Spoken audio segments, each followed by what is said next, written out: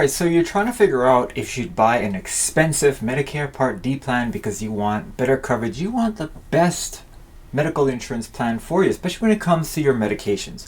Well, in today's video, I'll tell you why that might not always be the best predictor on the best plan. Alright, hello everyone, my name is Matt, and I help people with Medicare and other types of health insurance and ways to kind of get the most out of your health plan and your healthcare experience. And in today's video, we'll talk about Medicare Part D because it is very confusing because there's so many plans. There's over 20 plans per county, and also there's lots of ranges. I've seen plans as low as $6 and as high as $120. How do you know which one's the one for you? Well, first let's break down what it is. Medicare Part D is insurance. So you have a monthly plan premium, then you have what you get for that premium. But how do you know what you need? How do you know what you're buying? Well, fortunately, the financial structure of all Medicare Part D is the same. Also, the coverage structure are all the same. So what's the difference between the $6 plan and the $120 plan? Really, two and maybe three things. The first thing is the deductible. So here's what the structure of the Part D plans look like for 2023. And you'll notice you have an initial period or a deductible period of $505. Some plans have a zero deductible. So what that means is you, instead of paying that one-time $505 deductible, will most likely be paying for that $505 spread across the entire year. Now there's some risk with that because you can join a plan halfway through the year or on the last month of the year if you are just aging into the Medicare program. So it might be a little bit more expensive if you were to buy a plan that has no deductible. The second thing that is baked into the premium is the formulary.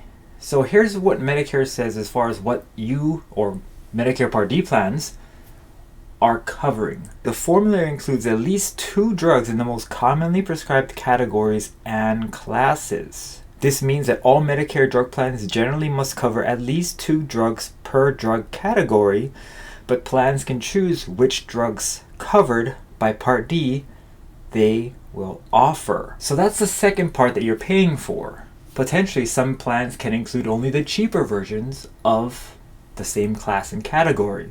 Additionally, some plans may offer more variety.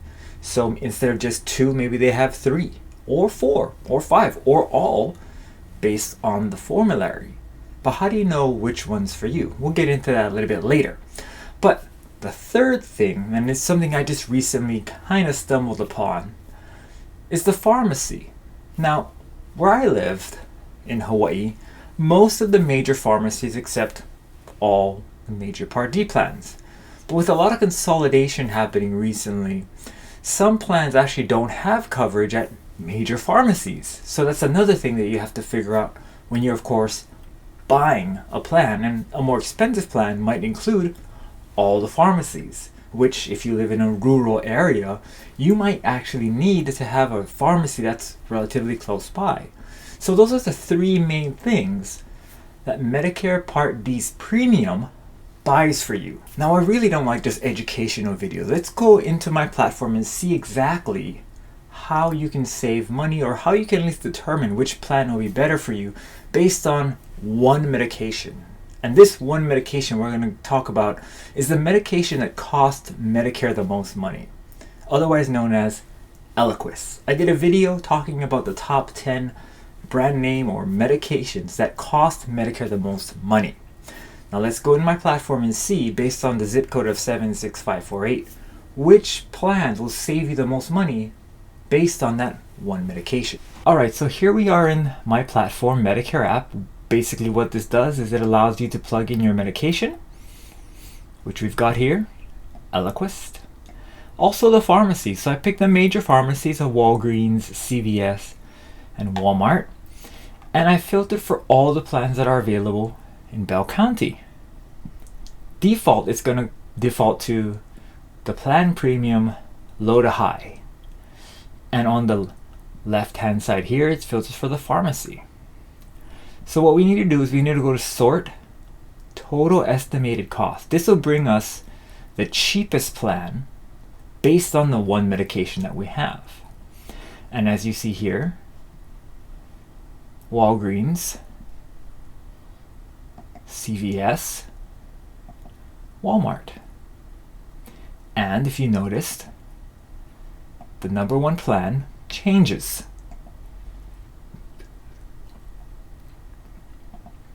Also, notice further down, we will show you the most expensive plans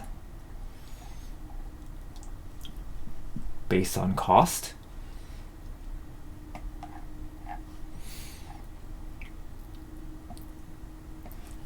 And the most expensive plan, which would cost you $7,697 for the whole year if you went to Walgreens to pick up this medication. And why is that? Walgreens is out of network for this Aetna plan. This Aetna plan is only $6 a month, and it only costs, or it has a deductible of $505. So remember what I talked about. The cheaper the plan, potentially the higher the deductible, and less network. Luckily, we still have the medication on formulary. It appears that Eliquis is covered by all of these plans. So that means that all of these plans cover Eliquis, which makes sense. Eliquis is one of very few available blood thinners for people who suffer from the disease that Eliquis treats. Now, what happens if we change the pharmacy to CVS? We notice that we went from Walgreens with Blue Cross Blue Shield at number 1 to Clear Springs Health. Now, Clear Springs Health has a Medicare star rating of 1.5, which means that this plan probably won't be around next year, and it's probably one that potentially customer service is hard to get a hold of, or doctors don't like using this plan, or don't like patients' medical insurance when they have this plan. Something to consider. Blue Cross Blue Shield, on the other hand, is a 3.5. Now let's see if we can sort them based on the star ratings. Looks like Blue Cross Blue Shield and AARP are the highest rated plans. Now also look that they are the most expensive plans as well, or at least among the most expensive plans.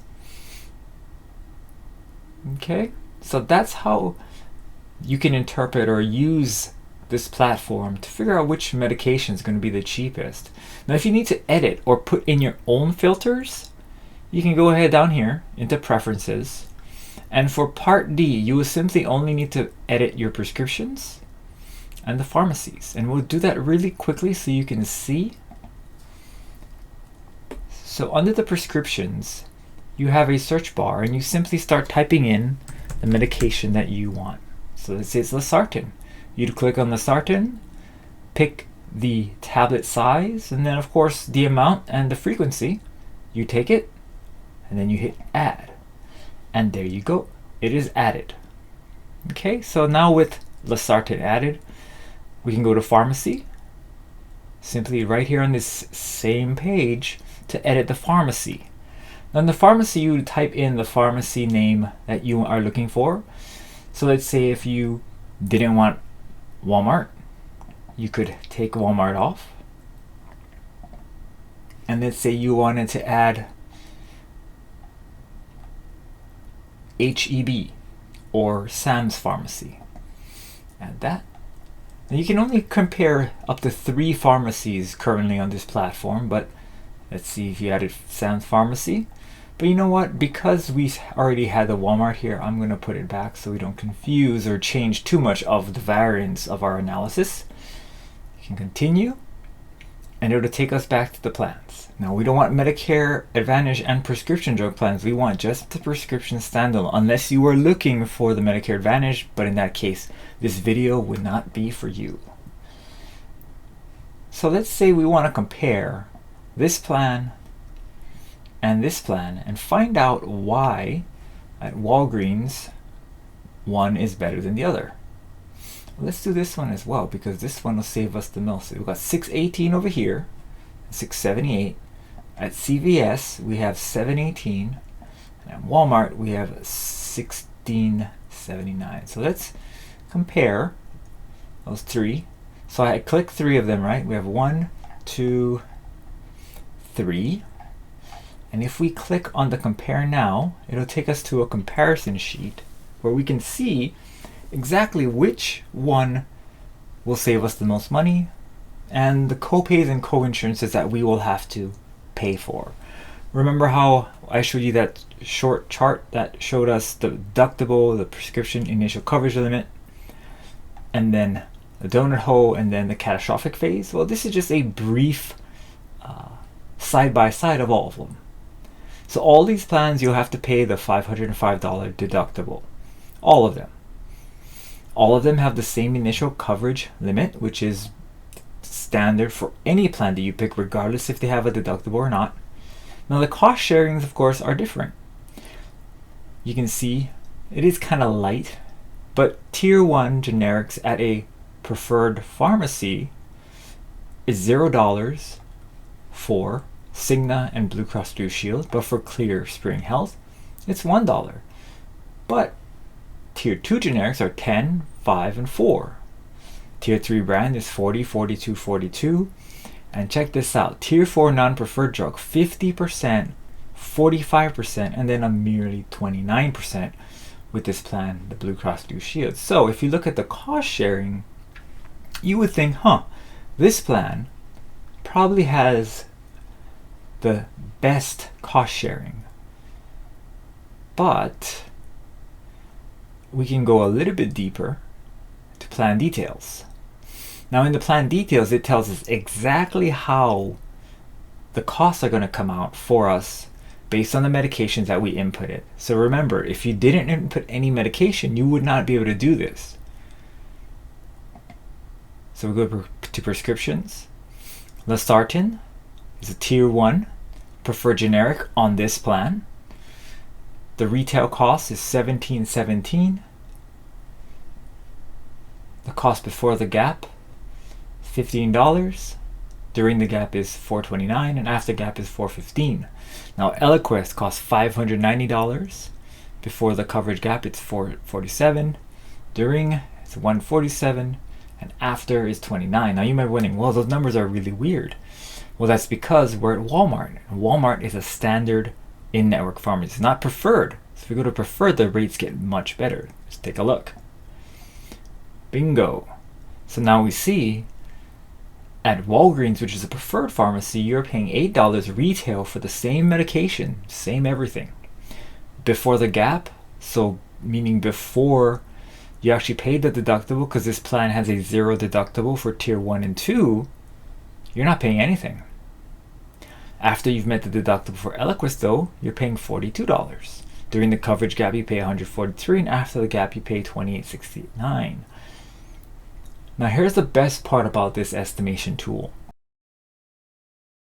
It'll tell you exactly how much money you'll be paying every single month based on the medications you put in and the pharmacy. And of course the plan. So, January you're paying the most because you have to pay that deductible. Let's take a look here if we can see anything that changes. Check out September. $160. You went from paying $54 a month to $160. What the heck happened here? Let's open this up and see. Alright, so for Losartan, you actually went into the gap, the coverage gap. And for Eliquis as well, you went into the coverage gap. So remember what we talked about in the coverage gap. We saw that small slide. I'll bring it up for you guys so you can see it right now. So who pays for what in Part D? So now let's take a look at this. So during the donut hole, 25% of both brand and generics are paid for by you, the beneficiary. And only 5% is paid for by the plans, and 70% is paid for by the drug manufacturers. Now it is kind of deceiving because it does show here that during the initial coverage stage, you're also paying 25%. But really what happens is during the initial coverage stage, the drug is being paid for much more from the plan Now, based on these medications, you won't reach the catastrophic phase, but the catastrophic phase kicks in when the amount you have spent, as well as this green bar here, reaches the notional value of $7,400 for the whole year. And then you'll be paying only 5% of the drug cost. But for our example, that's not us. In December, we're still in the donut hole. We're still paying this 25% coinsurance for both the medications now. So you went from paying nothing for losartan to $2 for losartan down in December. So it really does matter your medications and how to choose your plan. I hope this helps you try to figure out what Part D plan you should buy. Now, it is kind of confusing because let's say, what if you want a plan that has more medications because you want to keep your options open? Well, then potentially picking a more expensive plan might be something you should do. Maybe don't pick the cheapest plan, the $6.60 plan. Maybe pick a plan that's more along the range of the national average, $32 and above. Or if you want to save the most money and stay the healthiest, you pick that really inexpensive plan and tell your doctor, hey, I need to get the medications that are on the formulary, nothing else. That's completely up to you. And of course, the choices are completely up to you. So I hope this helps you again. Make those decisions that matter to you and matter to your medical. For more videos like this, please hit the like button and subscribe, and I'll see you in the next video where we talk more about Medicare, retirement, and investments. We'll see you there.